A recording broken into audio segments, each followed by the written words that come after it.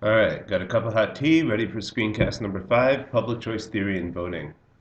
Up to now, the first 4 screencasts have been about market failures, ways in which markets fail and ways in which government can make things more efficient.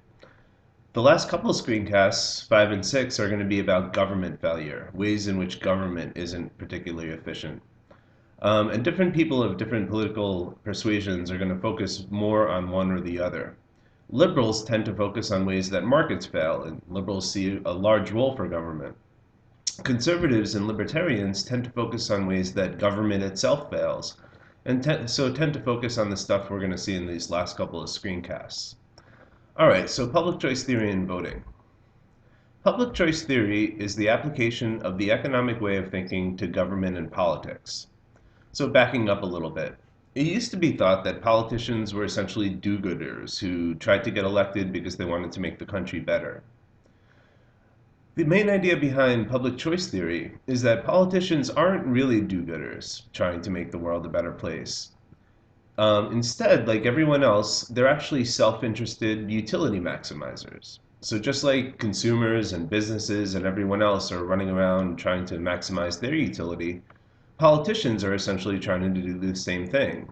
Maybe they're not trying to maximize their utility from a purchase, but they try to maximize other things, like political power or votes or maybe even money for themselves.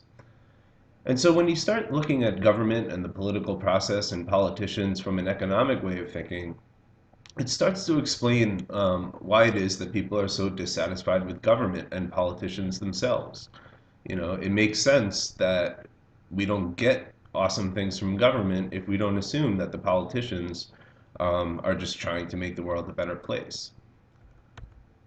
All right, so that being the case, it's true that market failures exist. We saw those in the first 4 screencasts. But what conservatives and libertarians will also say is that government can fail too. So we're going to look at just one example of this, excuse me, which is voting. But there's lots more ways that libertarians and conservatives would find problems with the government. We're just going to take a very, very small snapshot of one particular issue, which is voting. All right, so let's talk about the problem with voting. Now, voting's held up in a majoritarian democratic society as being the end-all be-all of way of how to decide things, the fairest way to decide things, maybe even the most efficient way to decide things. But if you look at it from an economic point of view, there's serious problems with majority voting. The biggest problem is what it says on the screen. Majority voting fails to take into account the strength of the preferences of individual voters and may yield economically inefficient outcomes. What this is saying is that everyone gets one vote, which is kind of like the hallmark of majority voting. But there's really a problem with that if you think about it.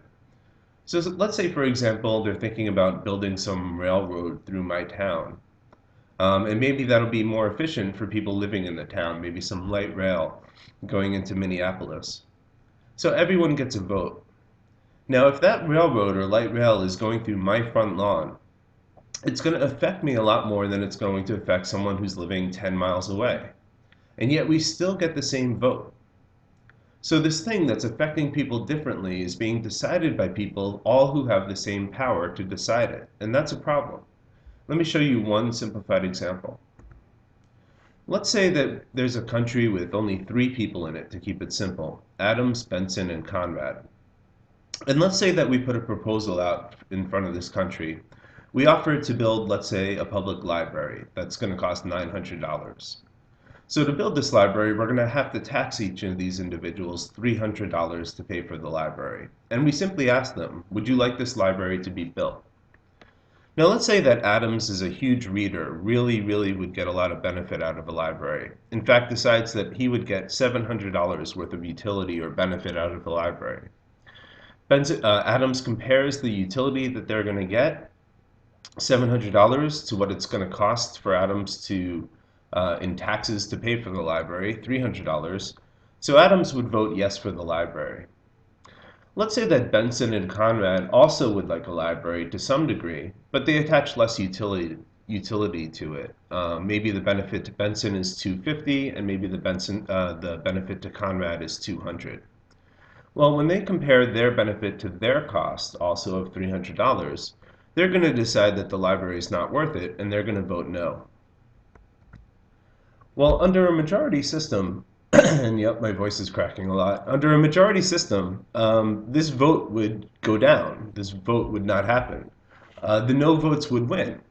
But decision would be an inefficient decision from an economic point of view. Because if you compare the marginal social benefit, the social benefit going to the society as a whole, to the marginal social cost, you'll see that this is a proposal that has a net gain for society. If you add up all of their marginal benefits, 700 plus 250 plus 200, it equals $1,150 in social benefit. The cost is $900.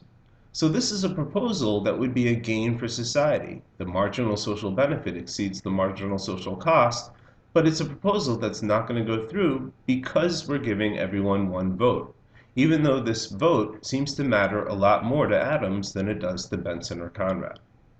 Just a simple example of how majority voting might not lead to an efficient outcome. So, democracy can fail. And this is why, in part, I'm running for a benign dictator in the next election. I do look forward to your support. All right, so one more problem with voting is called the median voter model. Putting aside the problem of the strengths of preferences for a second, what the median voter model says, or what it predicts, is that the median or middle position in any debate will usually win. Compare that to markets, where each person can buy as much or as little as they want of something. Everyone gets to decide their own particular outcomes. Because because voting outcomes apply to pretty much everyone, what we find is that everyone has to take kind of a watered down middle solution. This explains why we get watered down solutions to political problems. And it also explains voter alienation. Because if only things that are happening kind of in the middle are what are happening, then the people on the sides, the people on the left and the right, the hardcore conservatives and hardcore liberals, for example, are always going to kind of feel alienated because their positions never really get put forward. So again, I'll give you a simple example of how the median voter model makes this prediction. Again, imagine a country with 3 voters, all who want more money for public schools. We asked the voters, how much more money do you want for public schools? And Adams says $50 more per student. Benson says $100 more per student. Conrad says $10,000 more per student. Maybe Conrad has lots of kids in school or is a member of a teachers union or something. So we put it up for a vote. And first we give them a choice between $50 and $100. And if we do that, the $100 choice is going to win. Adams and Benson will vote for the $100 choice. I'm sorry. Adams will vote for the $50 choice. Benson and Conrad will vote for the $100 choice. If we instead put the choice as $100 versus $10,000, again, $100 is going to win. Adams and Benson would vote for 100. Conrad would vote for 10,000. You can see what's going on here. And this is why right of center and left of center voters are always pissed off, because the solutions are usually the solutions we get from the median voter model. If you think about this, that kind of explains why it is that during presidential elections, the Republican candidate kind of moves right to be in the middle of the Republican voters, and the Democratic candidate moves left politically to be in the middle of the Democratic voters. And then when we get to the general election, each of those candidates moves to the middle. The Democratic candidate moves a little bit to the right to try to be in the middle of the country's voters, and the Republican candidate moves a bit to the left to try to be in the middle of the country's voters as well. All right, and the final problem with voting that we're going to see is called the paradox of voting. Now, this one's kind of cool, I think. And what it shows is that not only can majority voting lead to inefficient and undesirable outcomes, majority voting can even lead to outcomes that defy the very laws of logic. And I don't mean that to be hyperbolic. I literally mean that to be true. So let me show you one last example. Imagine a country of 3 voters, Joe, Sue, and Kim, who are all asked to rank these 3 proposals in order of their preference. The choices are whether to spend more money on tanks, more money on roads, or more money for schools. All right, so Joe, Sue, and Kim go back to their houses. They really think about it, and they come up with a list, a rank-ordered list of what's most important to them. And as you can see from the list, for Joe, tanks is most important, roads is second, schools is third. For Sue, it goes roads, schools, and then tanks. And then for Kim, it goes schools, tanks, and then roads. We go to this country of three people, and we offer them a choice. We put it up for a vote. First, we say to these three people, okay, well, what if the choice is tanks versus roads? What do you as a society want? More money for tanks or more money for roads? Well, if you look at the rank ordering, if this is a majority vote and 2 out of 3 people are going to win, tanks would win this choice. Joe prefers tanks to roads. Kim prefers roads to schools. Roads to tanks. Let's back that up a second. Joe prefers tanks to roads. Kim prefers tanks to roads. Sue prefers roads to tanks. So 2 out of 3 people like tanks, tanks would win. We then ask them, what about roads versus schools? And again, if you look at the rank ordering, and pause it if you need to catch this, roads would win in this choice. Finally, we ask them, well, what about schools versus tanks? And again, look at the rank ordering, pause it for a minute if you need to look a little bit more slowly. You'll see that schools would win this choice. All right, we'll look at the outcome and think about what just happened here.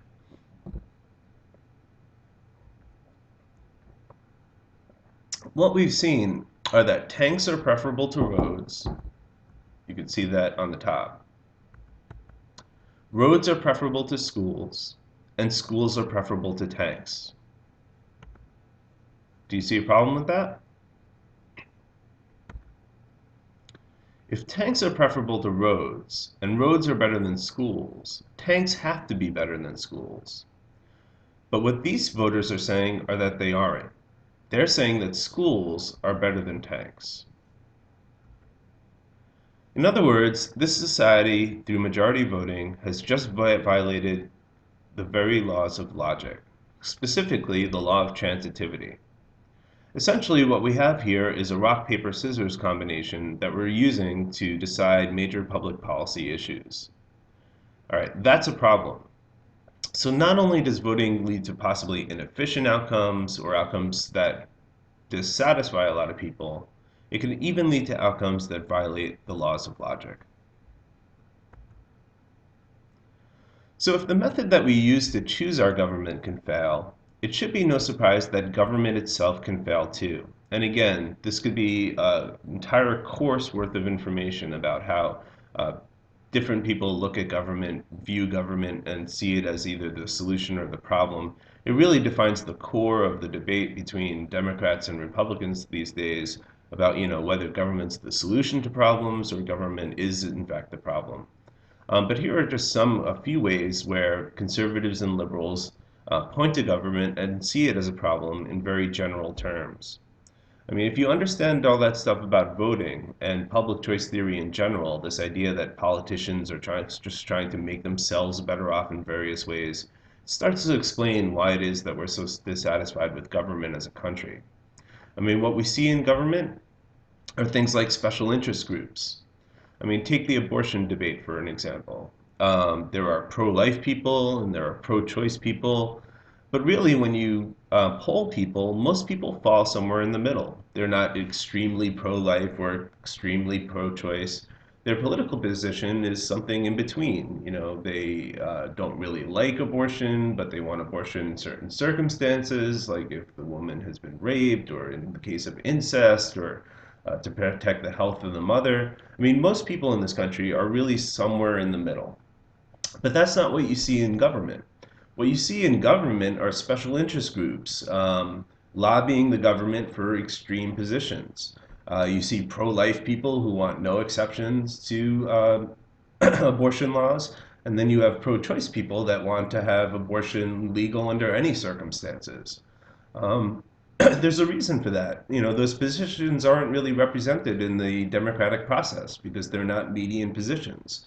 And that's why we get all these special interest groups popping up trying to exert their influence, or it's one of the reasons we do. Secondly, we see a lot of rent-seeking behavior in interactions with government. Remember what the definition of rent is. It's a payment above and beyond what's necessary to incentivize to produce. So you can think of the term rent-seeking behavior as any time anyone goes to the government to get any kind of benefit or money that they don't really deserve. Maybe a tax break or a subsidy or some regulation that bars competition for their business that they don't really warrant. A lot of rent-seeking behavior on the part in between individuals in government. With government, even if it's working correctly, the outcomes we get don't always satisfy. And there's a lot of limited and bundled choice with government. So again, go back to the difference between private markets and the public market. If we're talking about gum, for example, well, everyone can buy different amounts of gum, different kinds of gum. You can buy a little bit of gum, I could buy a lot of gum, you can buy spearmint, I could buy peppermint. We can all get different outcomes for ourselves that maximize our own utility. But because government's passing laws that apply to everyone and everyone's got to follow the same rules, the choices that we get are limited. And those are bundled choices as well. I mean, whoever your favored candidate for the last presidential election was, I mean, you probably didn't agree with every single position that candidate had. You had to group your positions with the positions that person had and just hope that they represented most of them. And then finally with government, we get lots of bureaucracy and inefficiency. Private markets have a profit motive and have long-run stories. If you're not making money, for example, in a competitive market, over time you go away. If you were inefficient and your costs were higher than they had to be, over time you'd go out of business. But the government never goes out of business. It's the government. It could be inefficient, and it could be inefficient in perpetuity forever. On the website, I'm hoping to attach an optional link that will give you some examples of for some of the ridiculous things the government spends money on and some of the ways that it's ridiculously inefficient. All right, going to end the screencast there. Only one more to go for this entire semester.